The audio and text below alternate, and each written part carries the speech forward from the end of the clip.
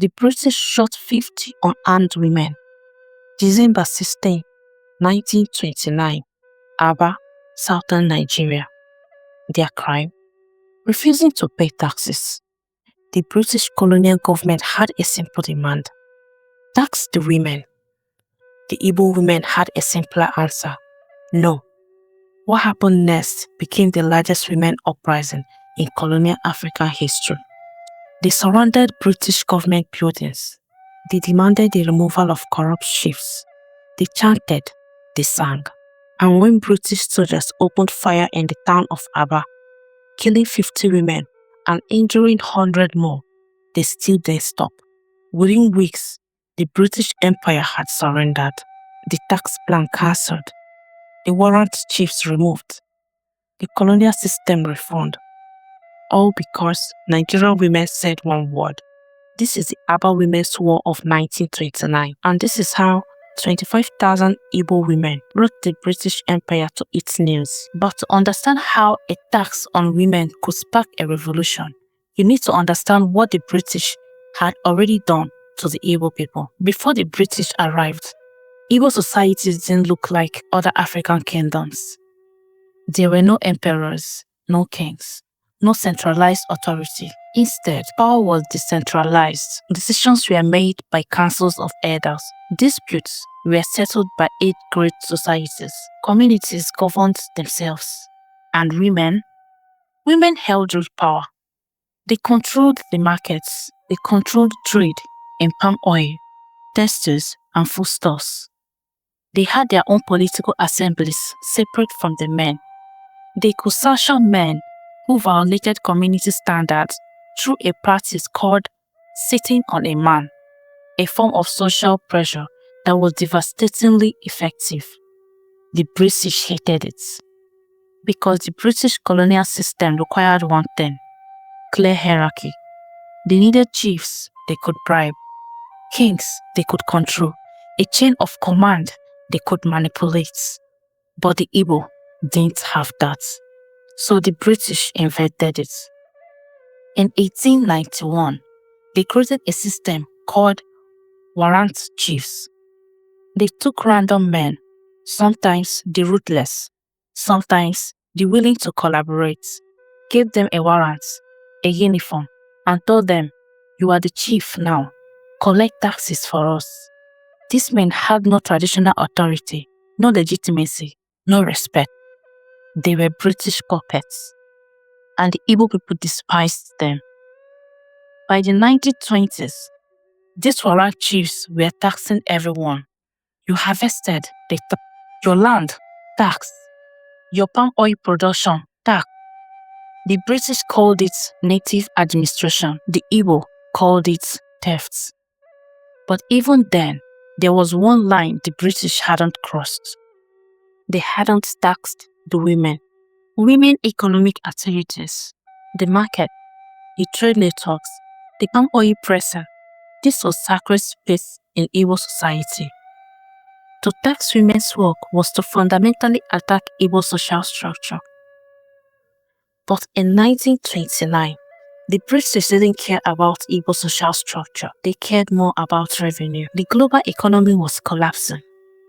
The Great Depression was beginning. The colonial government across Africa were desperate for money, so the British made a decision: tax the women. They had no idea what they were about to unleash. November 23rd, 1929, Oloko, a small town in southern East Nigeria. An Igbo woman named Nwanyeruwa was at home when a man named Mark Emerowa appeared at her compound. He was a census agent working for a warrant chief, Okugo, and he had a job to do: count Nwanyeruwa's livestock and household members. Nwanyeruwa knew exactly what this meant. This wasn't a census. This was an asset assessment. The British were preparing to tax her. According to her testimony, the conversation went like this. Emeruwa asked, "How many people live in your household? How many goats and sheep do you have?" Nwanyeruwa responded, "Was your widow mother counted?" It was an insult, a direct challenge. In Igbo culture, Asking if someone's widowed mother was counted was essentially saying, how dare you disrespect women this way? Have you no shame? The confrontation escalated. Emerua allegedly grabbed Wanyeroa. She fought back. And then she ran to the town square and did something that would change history. She raised an alarm using that ancient practice I mentioned, sitting on a man. She sent word to the other women. They are coming to tax us. We need to act now.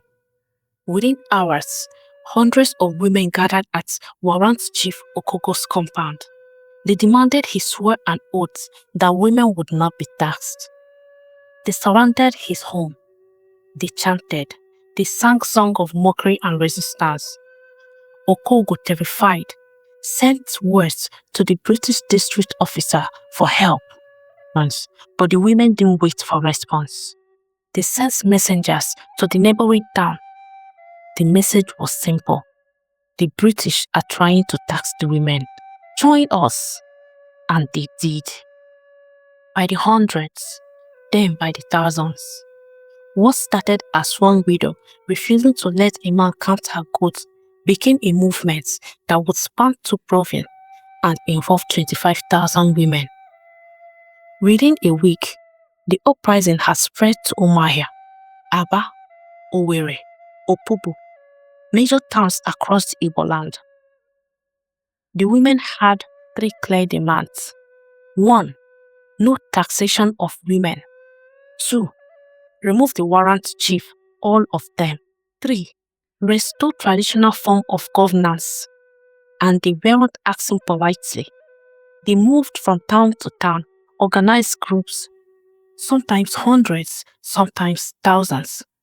They carried palm branches, a traditional symbol that meant peace and power. They wore war paint and traditional dressing. They sang songs of resistance, songs mocking the British, songs celebrating their own power. And when they reached a warrant chief's home or a native court building, they surrounded it. They would chant, dance, and refuse to leave until the warrant chief surrendered his warrant, the paper documents that gave him British-backed authority.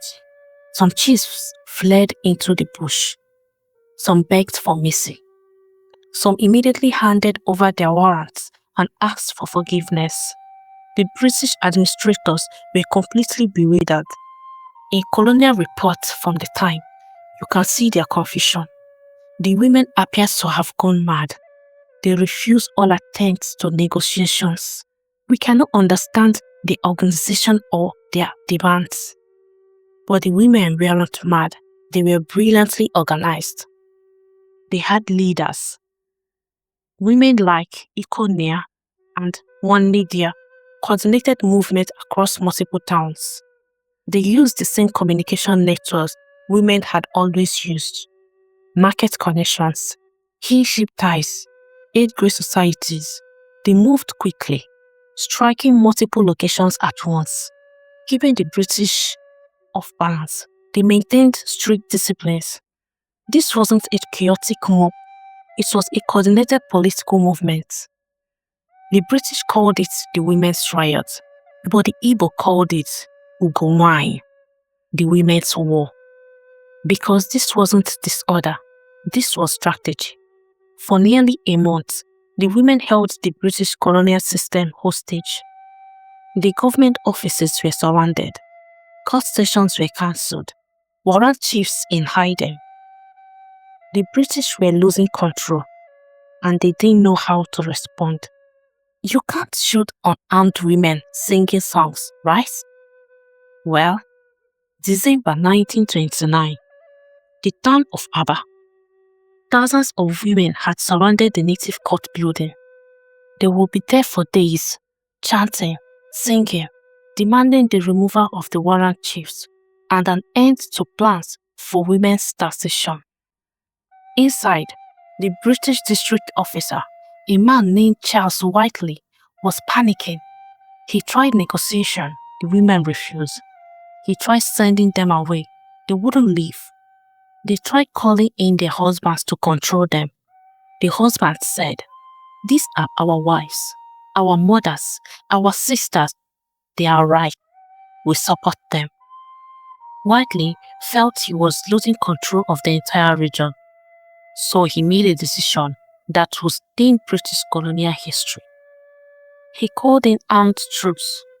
On December 16, 1929, British soldiers took position around the protests, and then, without warning, they opened fire into a crowd of unarmed women.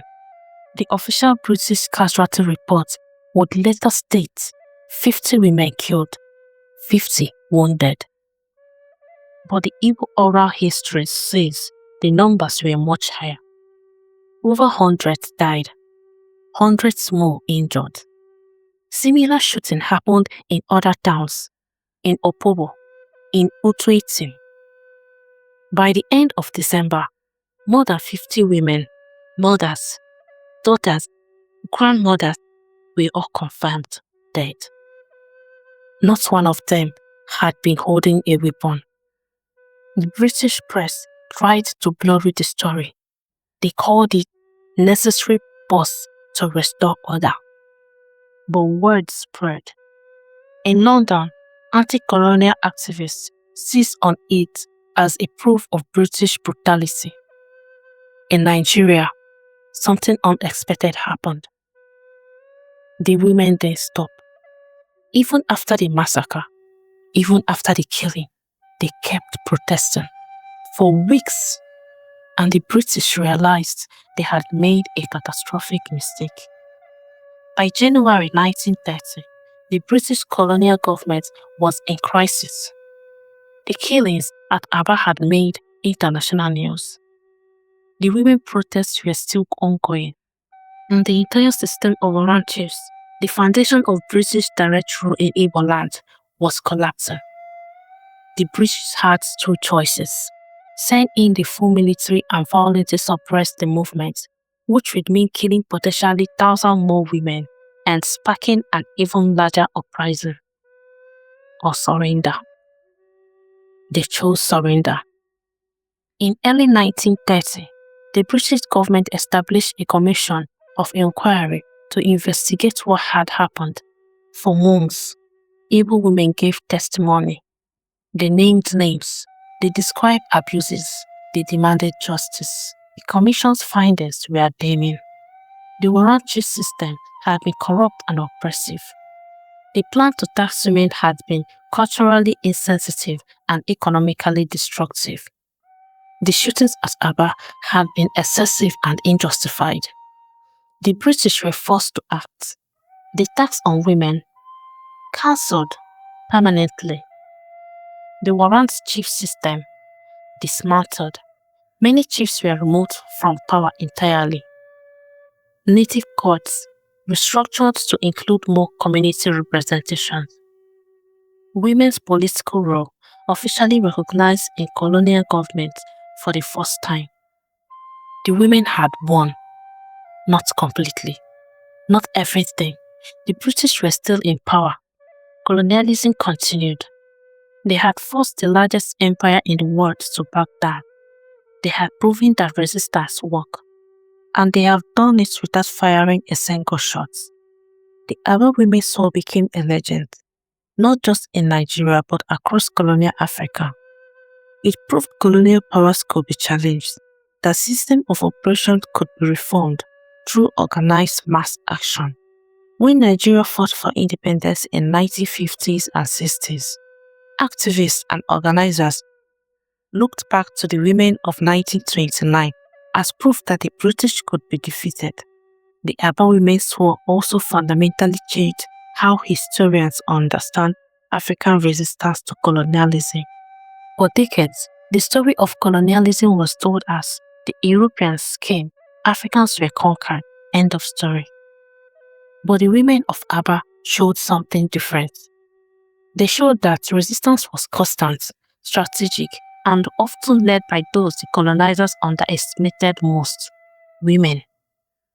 Today, across Igbo lands, the women of 1929 are remembered as heroes.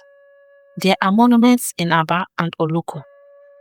There are songs passed down through generations. There are annual commemorations every November and December. Schools teach about them, scholars study them, artists celebrate them. The women who refused to be taxed. The women who surrounded government buildings with nothing but palm branches and courage. The women who, even after being shot at, refused to back down. The women who won. Here's what the British Empire never understood. You can occupy someone's land. You can tax their crops. You can install puppet chiefs and rewrite their laws. But you cannot tax their dignity. You cannot legislate away their sense of justice. And when you try, when you cross that final line, you find out what real power looks like. Not the power of guns and warrants and colonial offices, but the power of 25,000 women saying one word, no, and meaning it. The Aba Women's War of 1929 wasn't just a protest, it was a revolution. A revolution that forced an empire to surrender. A revolution led by women the British thought were powerless. A revolution that proved courage doesn't need weapons, it needs conviction. This is the history they didn't teach in school. This is the history of the Aba Women's War. This is Antera Studios. If you want more untold Nigerian history, stories of resistance, power and brilliance that the world tries to forget, subscribe, because there are 100 more stories like this and we are going to tell every single one of them.